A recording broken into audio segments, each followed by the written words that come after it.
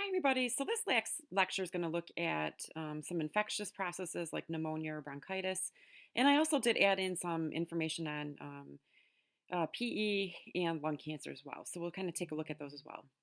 Pneumonia is actually very common. I'm sure you have seen this in the hospital setting, with patients, whether it's a nosocomial infection that they're presenting with or a community-acquired infection. In the outpatient setting, obviously, you do come in to more contact with that community acquired pneumonia. So, when we say community acquired pneumonia, it's typically these pathogens that are transmitted out in the community. So, more of these normal, typical bacteria that you will see. Another common cause, too, is we really got to think about this too. It can be viral. So, not necessarily always bacteria, it can definitely be viral. And I'll show you a list of different agents or different bacteria and viruses that can commonly cause this. Now, when we look at nosocomial, I'm sure you obviously have seen this at some point or another. These are essentially pneumonias that are originating from a hospital stay. So they don't present with us. It's actually, unfortunately, something that they gather when they're in the hospital.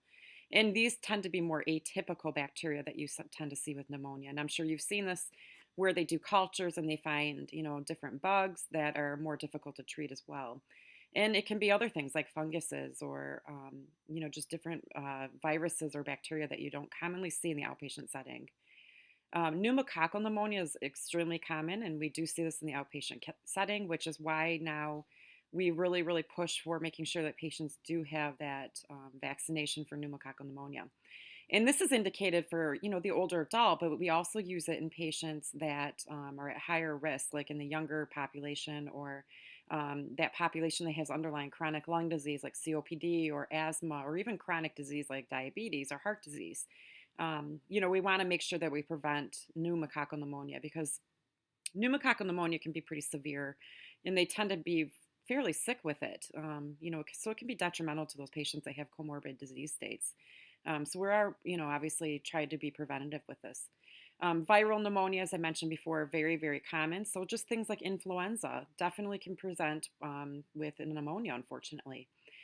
Once again, it's just all that inflammatory mediators that accumulate in the lung tissue, and unfortunately, you can present with pneumonia. So viral etiologies are also a common cause. Infection of the lower respiratory tract is technically how we would describe pneumonia because you can have upper respiratory or lower respiratory tract infections. And I'm going to do a separate lecture on upper respiratory, and you do get this in your other future courses, but I feel like it's good to kind of cover it in patho as well. I think it's just good to introduce that to you guys early. So I'm going to do a separate lecture and we'll integrate it within the course at some point too. Things that like sinusitis or, pharyngitis and looking at different bacteria that can present with that. And I'll just try to add a quick lecture on it. But when we look at pneumonia, this is lower. So we're talking about in the lung fields that this will present with. Once again, it's usually related to inhaled microorganisms that are released in the air, so airborne organisms or droplets, essentially that get aspirated into the pulmonary, your bronchi, and essentially into the lower airways as well. You do remember when we think about those lines of defenses, excuse me, when we talked about that in the first section of that first line of defense are things like your cough reflex or the epithelial cells with mucus or cilia. And, these are all mechanisms that are in place to actually prevent contamination with bacteria and hopefully, ridding the body of it as well. So obviously that's why we have all these different lines of defense, whether it's your oral pharynx, like your tonsils and all those, portions of your immune system. But what happens is there's macrophages that basically recognize these pathogens. Just thinking back to that immune response, and it activates that innate and adaptive immune response. So once again, once your innate immune response gets activated, all those inflammatory mediators get brought into the scene, which is why a lot of the symptoms occur. Release of TNF or interleukins actually contribute to widespread inflammation. Recruitment of PMNs, and really those are those phagocytes that directly kill and engulf microbes as well. So it's our body's mechanism to attack, these different organisms. So you have these inflammatory mediators and immune complexes from the innate and adaptive immune response. But what happens is obviously, you have this over response where they start to get, damage to the mucous membranes. They tend to have a lot of exudate in the area. It can damage the alveolar capillary membrane, so that's when you start to developing issues with gas exchange. So they tend to have, a lot of mucus in there, a productive cough that may present, shortness of breath or dyspnea, and a VQ mismatch. So remember, VQ mismatch is a perfusion and ventilation issue, and it's because they have all that mucus in those little airways, and damage to the alveolar capillary membrane that they end up with an impairment in gas exchange. So then obviously it puts them at risk for hypoxemia. These are different infectious agents that can cause the onset of pneumonia. And I feel like this is actually, I don't expect you to memorize these at this point, but when you start to get into your other courses, especially like pharmacology or your courses that you start looking at management and treatment, it's really important to actually understand what pathogens tend to cause infection in certain organs or certain systems. And there's a few that I really want to point out because you'll definitely see these, whether it's a lower respiratory tract infection or upper. There's common pathogens that definitely, especially in the community, out in the outpatient setting, that you will see cause these infections. And really, once again, you have to remember that we have to use certain antibiotic therapy if it's a bacteria that target these organisms, essentially. For community-acquired pneumonia, if you look on the very left, that column there, very common is Haemophilus influenza, which is actually bacterial. Moraxella catarrhalis is another one that's very common for upper respiratory infections. Haemophilus influenza, I already mentioned that. Strep pneumo is another common one. Mycoplasma pneumonia, which essentially is like walking pneumonia. These are very common in the community setting. And I'll go through like upper respiratory infections. Like I said, I'm going to try to add another lecture for you guys on that, and point out some of these bacteria that you see.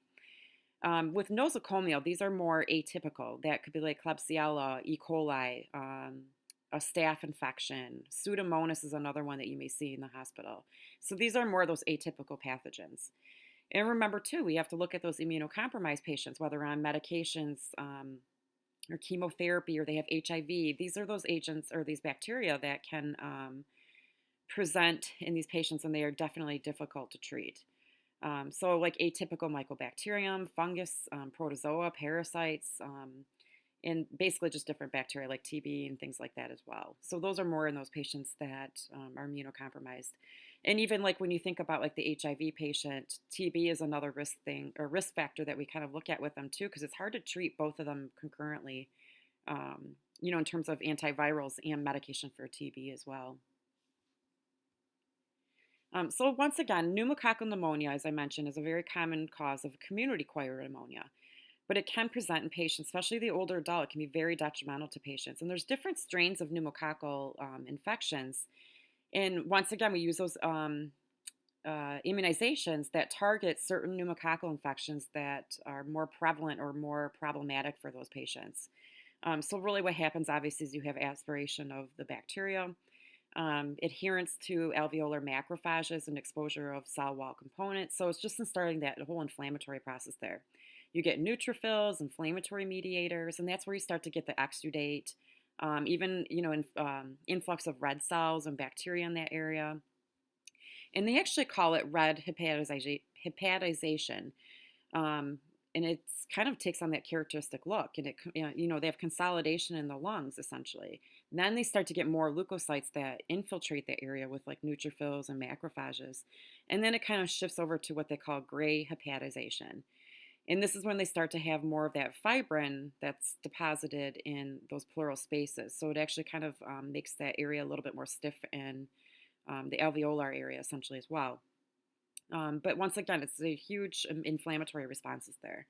And that's kind of what helps with resolution of the infection, obviously, is our immune response. But this is obviously needs to be treated with antibiotics.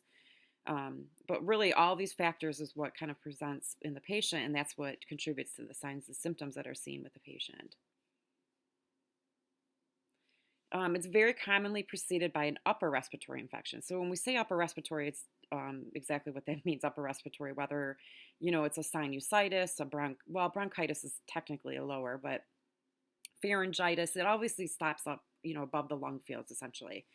But when they present, they will obviously present with a cough, and a lot of times it's a productive cough that they present with.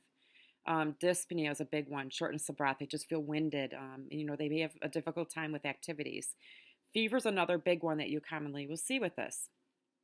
Um, Signs and symptoms of infection. So just those general not feeling well, generalized malaise, or fatigue essentially. And they may present with pleuritic chest pain. So anytime you have an infection and you have all those inflammation or inflammatory mediators there, you also can get, inflammation of that lining of the lung. You can get like a pleuritic chest pain that they may complain of. When they take a deep breath in, they may complain of, a generalized pain in that area. And really, the diagnosis is made through a good history and physical exam. So you really want to inquire about things like, have they had a preceding upper respiratory infection?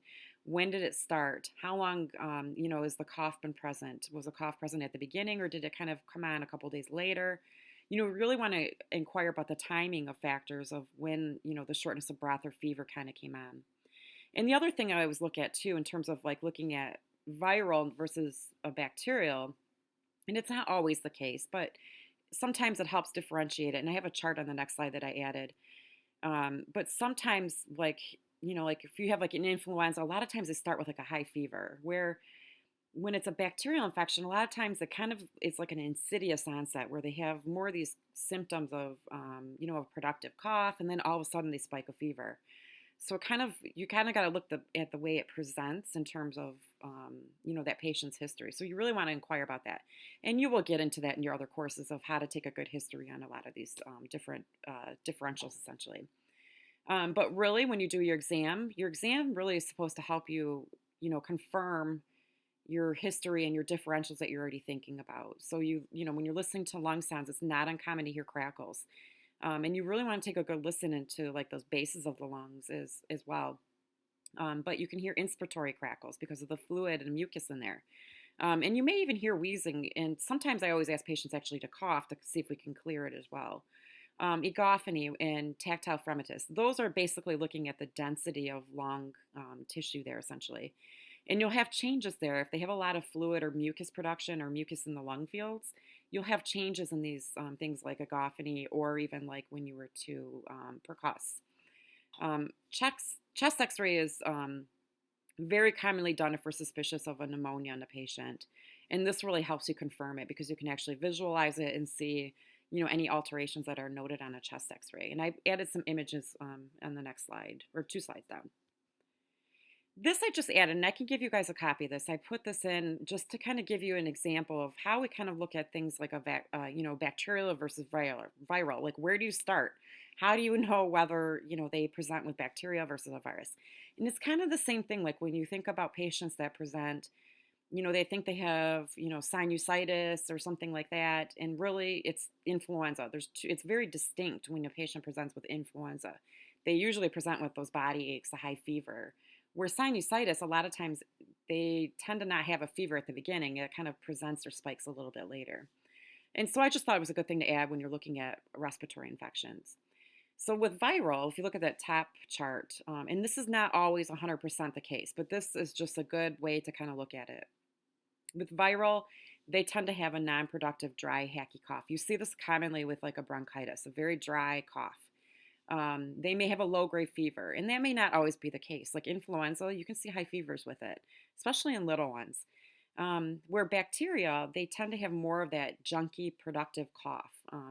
And once again, the fever, I personally feel like it kind of tends to settle in a little bit later than it would with like an influenza.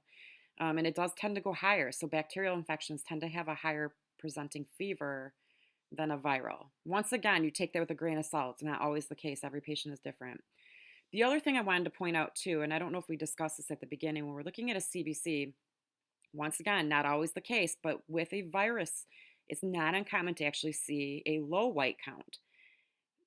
Like for instance, like with Epstein-Barr, with mono or CMV, these are just different viruses, or even different like influenza or parainfluenza.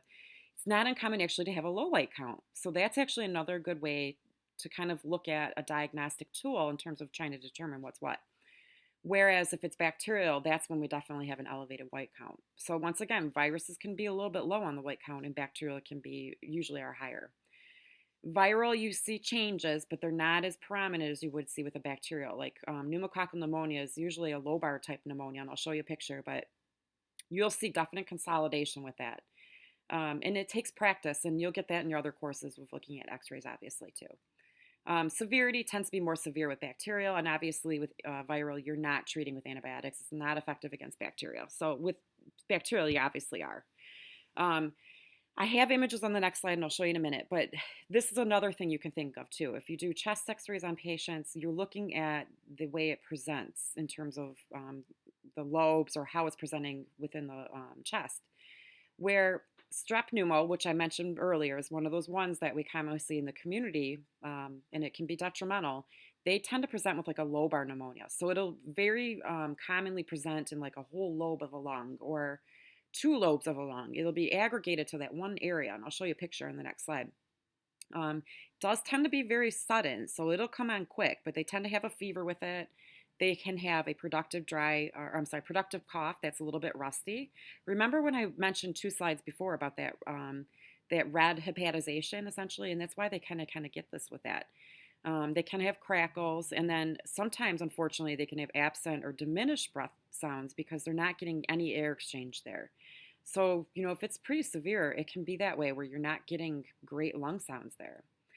Bronchopneumonia, essentially, when you're looking at a chest x-ray, it tends to be more scattered. It is like tiny little patches that you'll see kind of spread throughout the lung fields. This is commonly caused by, different bacteria that you'll see besides strep pneumo, essentially. But once again, they tend to have a fever. It's not as severe as what would be with strep pneumo, because strep pneumo can be pretty bad. They do tend to have a productive cough. Sometimes it's yellow-green, and that's the other thing I always inquire about. Is your cough, is it clear? Is it white? Is it yellow? Is it green? Just things like that. Interstitial pneumonia is scattered but in smaller patches, and this is more common with like an influenza virus or another one that you'll see is mycoplasma pneumonia. Mycoplasma pneumonia is a little bit less, it's one of the less severe types of community-acquired pneumonia. It's what you would call walking pneumonia, actually, and I'm sure you've heard of walking pneumonia before, but that's what mycoplasma pneumonia is. But they tend to have a variable fever, so they may have one, they may not. They have more of a non-productive hacking cough, so it's more of a dry cough. And it's just general overall feeling of not feeling well or a headache. Myalgia tends to present a lot with influenza as well, which I'm sure you've seen. So this is just an example. And once again, I don't expect you to memorize how these present, but bronchopneumonia, if you look at the chest x-ray on the left, you can see where it's whiter. Obviously, that's where the consolidation is. And, it's more spread or patchy throughout the lungs. Where lobar pneumonia is, you can see it's presenting more, more consolidation in that one lobe, essentially. Atypical pneumonia, like the mycoplasma or influenza type pneumonia or virus, they tend to be kind of patchy again, but they do kind of present in a like a perihilar region, like right around the middle, coming down from those main bronchi essentially into the lung areas there.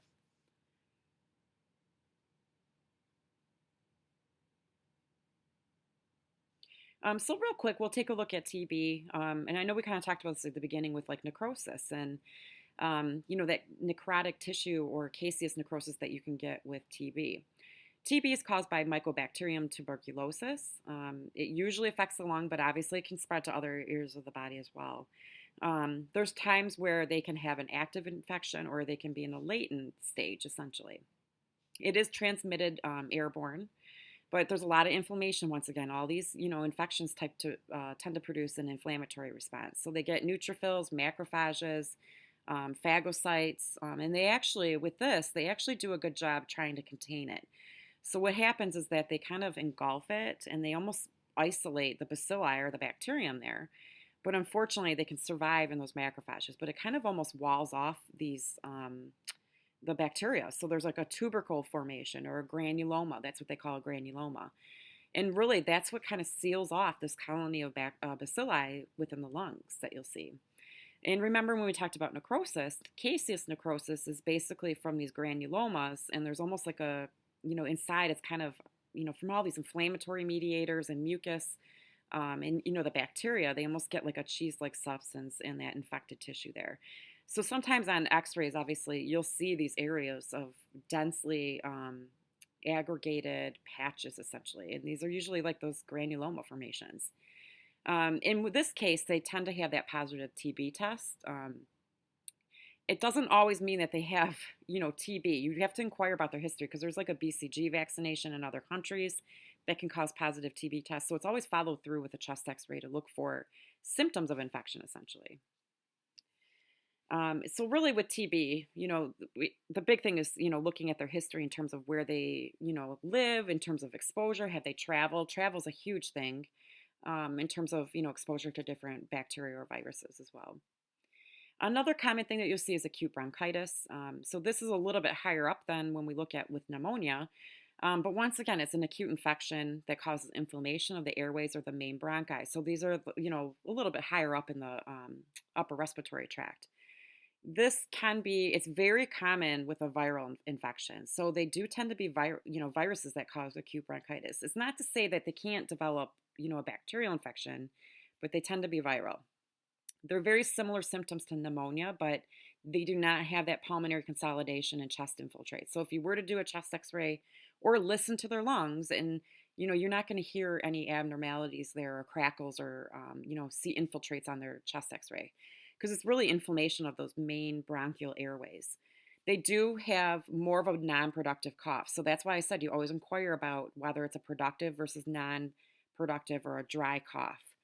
It tends to occur in paroxysms, meaning that they're almost like the spasmy type cough. It's very dry and it's almost like a cough that kind of hurts, unfortunately. They may complain that their chest hurts when they cough, and usually nothing comes up, but they tend to have these spells of coughing and coughing and coughing. Tends to be worse at night. They'll complain about it, or cold air will make it worse.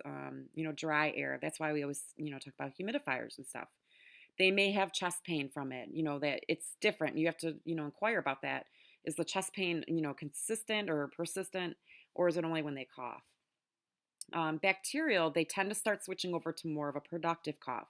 So once again, it can start as a virus, but you really got to, and it's another important area too, is to think about is educating your patient.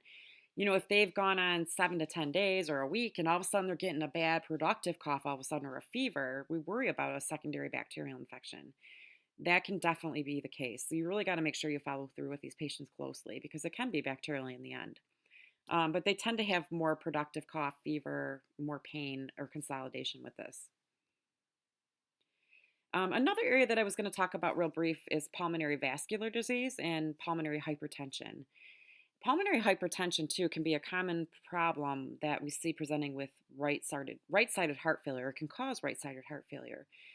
Pulmonary hypertension usually it can be idiopathic, but it usually has an underlying chronic lung disease that's present there that kind of, brings the state on essentially. So pulmonary hypertension is exactly what it means. Their arterial or their pulmonary artery pressure is risen above their normal. Usually it's like a 5 to 10 rise above that normal state. And there's different classifications. I don't expect you to memorize each one. But look at it from a broad perspective. If you look at here, it can be arterial or venous. But a lot of times too, it will originate from like a respiratory disease like COPD, a very significant COPD, or hypoxemia with it. It can be from thrombotic or embolic disease in the lungs or from the pulmonary system, or injury or diseases of the pulmonary vasculature. So any changes there that rise the pulmonary arterial pressure can present with this, but we worry about that right side of the heart as well because it's pushing or because of the high pressures in the pulmonary vasculature essentially. So once again, it can be idiopathic. It's mainly, you tend to see it a lot with respiratory diseases or chronic hypoxemia in patients. But once again, they get like that endothelial dysfunction, overproduction of vasoconstrictors, and decreased vasodilator. So there's, significant constriction within that pulmonary vasculature. Then they get fibrotic areas and narrowing of the lumen, the vessel lumen there, and vasoconstriction. So same kind of process that we talk about any artery, constriction and fibrosis. So really what happens is that there's a resistance that occurs with pulmonary artery blood flow, and then it increases the pressure in the pulmonary arteries. So what happens, once again, when you think about the work of the heart, it's going to increase that workload on that right side of the heart and cause hypertrophy. And it can cause right-sided heart failure. So this can be a common state that causes right-sided heart failure, essentially. And I have an image on the next slide.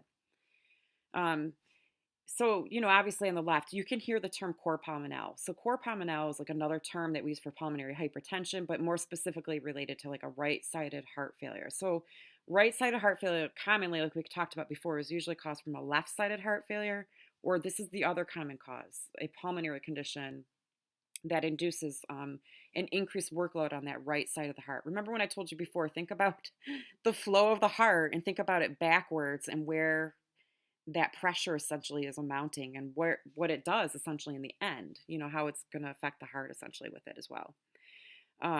This is just another chart, like I kind of mentioned. They have, chronic lung disease, interstitial fibrosis, and then they have, chronic lung changes, hypoxemia, vasoconstriction, and they have increased pulmonary artery pressure, and then it kind of circulates down once again, and they get fibrosis, they get pulmonary hypertension, and this chronic state of pulmonary hypertension is what leads to cor pulmonale because it's the high pressure that it has to work against.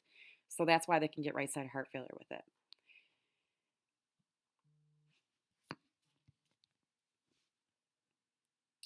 Real briefly, because I know we kind of talked about, DVT briefly when we went through the peripheral vascular system, but I wanted to cover PE in terms of looking at it from those factors or the risk factors that we kind of look there. In the outpatient setting, obviously, this is a medical emergency. You're going to be sending them to the inpatient setting, but you're going to be managing patients that have had PEs, and you have to be on the lookout for stuff like this. So really, once again, we kind of know, and I think you guys already get the drift with this, but that it obviously tends to usually occur from, a lower extremity DVT. It can occur from other areas. It depends on your patient's history. Remember before we talked about big things of like, major joint surgery, immobility, hypercoagulable states. Think about those risk factors there in your patient. You always got to think about these differentials in the back of your mind in terms of a patient presenting with dyspnea or chest pain. But what happens obviously is there's an emboli that goes into the vessels of the lung, and that's where they get ischemia, presenting to that area of the lung, and then they get hypoxemia because they don't oxygenate well in that area as well. So obviously it travels through the heart up to the lungs essentially, so that's kind of how it goes. I added this. I thought it was a great chart to kind of look at. And we kind of went through a little bit about those hypercoagulable states, things like estrogen, tobacco smoking, immobility, major joint surgeries, clotting disorders is a big one. So if we have a patient that presents with multiple DVTs and they don't have, a significant risk factor there, that would precipitate a DVT or PE, obviously that's something you got to look at, and they could potentially have a clotting dysfunction there or disorder. Estrogens, pregnancy, those are big things you think about, or even postpartum. What other things? So if you look at venous stasis, those are the ones I kind of went through. Vessel injury, we kind of went through that as well. Valve replacement or valvular damage in the lower extremities. Trauma, surgery. So I just figured it was a good one. Malignancy is another big one too you got to think about.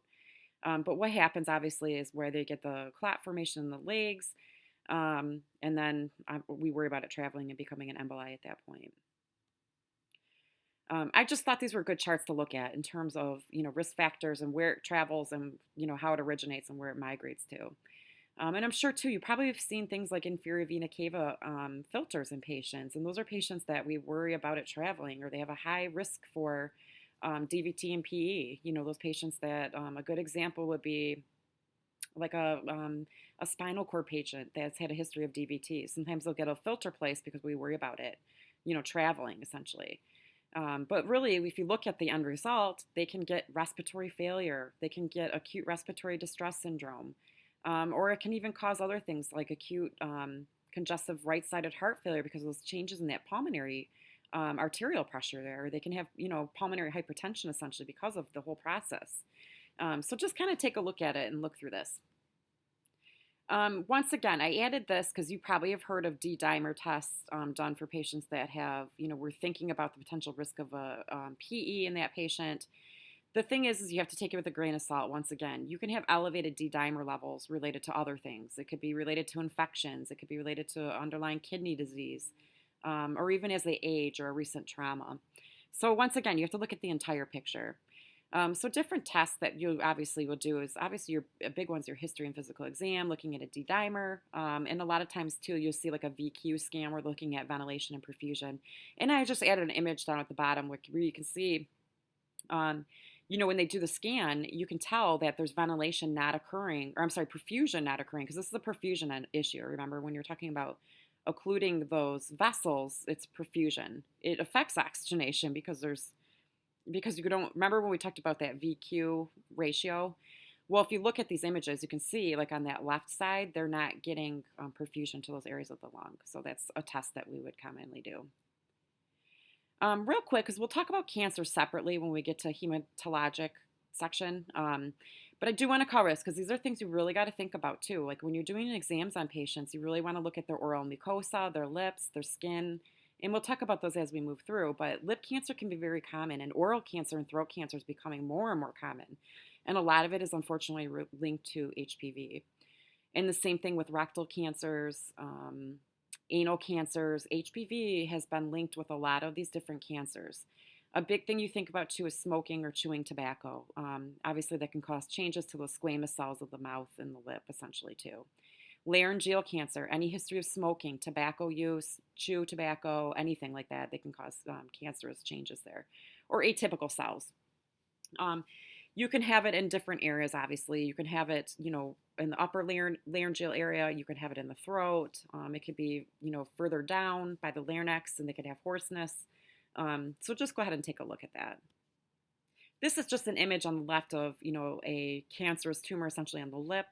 On the right, this would be the larynx. Obviously, if you're just doing an exam looking at the throat, you're not going to see that because it's obviously way further down.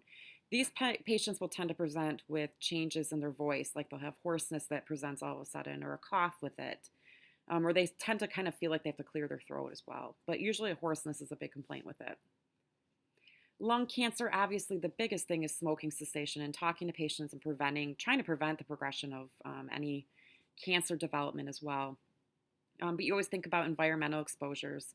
You think about family history too. It's a big thing. So obviously the most common cause of lung cancer is related to cigarette smoking, but unfortunately there's cases of patients definitely out there that have not smoked and have lung cancer. So really we want to make sure that we're educating and making sure that we're looking at these environmental or occupational risk factors. But they can get, cancers of the larynx. It's not even just the lungs and the upper airway that we worry about, but they're at higher risk for even like bladder cancer as well, or even esophageal cancer. So, it can cause other cancers as well. There's just different types of cancers, and a lot of times too, it's the way that they present in terms of the lobes of the lung. And right now we're just kind of take a brief look at this, but there's small cell lung cancer, large cell, which is undifferentiated, and small cell carcinoma. Small cells more in that central part of the lung. It's usually a rapid growing, and it does metastasize earlier. So the mortality rate with it, unfortunately, is not great. You can go ahead and take a look at these as well. Adenocarcinomas tend to present at the periphery of the lungs, essentially. Those do metastasize early in disease as well. But once again, we're going to take a look at cancer kind of separately when we kind of move through. This is just an image of how they could present in terms of like small cell, large cell, where they present in terms of the lung fields, essentially. So we'll touch base on cancer too as we get through like hematology and oncology as well. If you have further questions on this, please let me know and I'd be happy to help. And like I said, I think I'm going to do a separate lecture just to kind of give you an introduction to like those upper respiratory infections as well. I think it'll help when you kind of move into your other courses too. So I will talk to you all soon. If you need anything, let me know. Thank you.